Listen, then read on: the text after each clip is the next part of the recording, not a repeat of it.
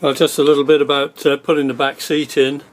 I've put these are the proper pegs there, but the one thing about them was that the thread on them isn't very long, so the fact that I put carpet with underlay and then it's got to go through the steel, they weren't long enough, so what I had to do is chop the thread off and weld the head of a bolt onto it, which had the right length of thread to go right the way through all of these. And what I've done, I've put the clip on the back of the, so that when the seat comes back, that leaves it exposed. And I had a seat made very kindly by a young lady called Amanda from a company called Rusty Campers in St Nicholas at Wade. I gave her this wooden template, 850 by 300, and I've cut the shape out to expose the problem is that with this the shape actually starts about 50mm beyond, because you've got this section here and the carpet, so the actual rise is quite high there for the bell housing on the rear axle. You can see there that it's quite a lump, so I've increased the size of this, and then of course Amanda made this section, this cut for me.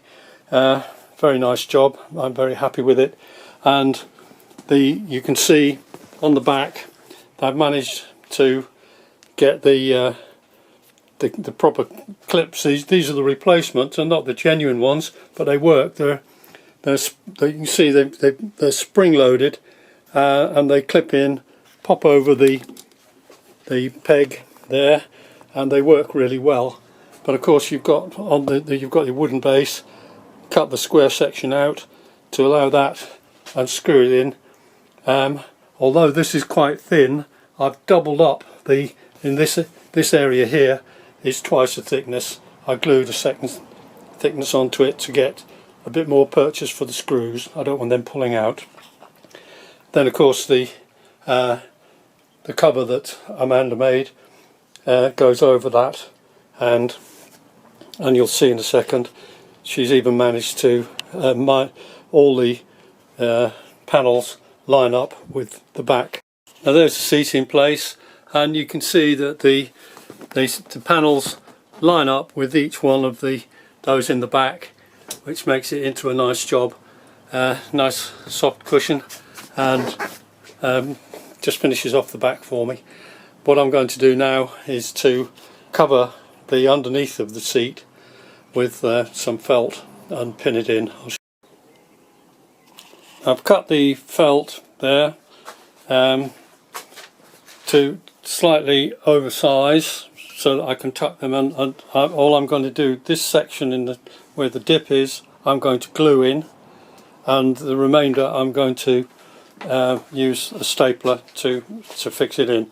What I've done, I put a straight edge across there so that it doesn't move, so that I can flap it back, spray this section with this Everbuild contact adhesive that I get from Toolstation, which I find makes a nice job of it. It sprays nicely, and I can't do this and hold the camera at the same time. Right, while it was flat forward, I put some masking tape on there so that I don't spray any more than I need to. I'll just spray this area here, fold this back, and then start stapling in. Then I can cut round the clips to leave them so that the material doesn't foul up. I'll just spray. Okay, here we go now. There's the ready to.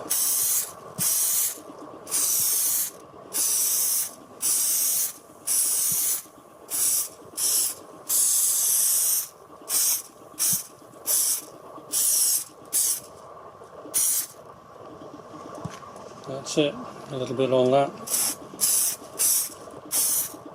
That's ready to go on now. I'll just peel it back and see how it goes. Right, now with this this stapled around that area, just into the wood, I can now tension this. I've folded that under. By folding it under and pulling on it, I can tension this and then work my way. I'll do along here, I'll do that one and then work my way up from it, and then finally do the outer edge there. Obviously tuck these corners under and tighten it up.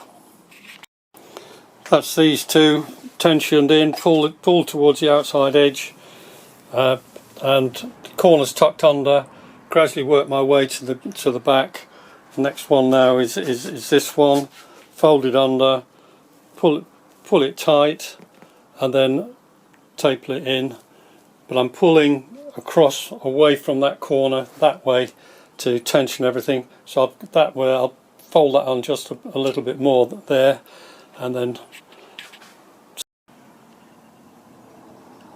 there it is, all stapled in, best of my ability, tucked under, and let's put it into the car.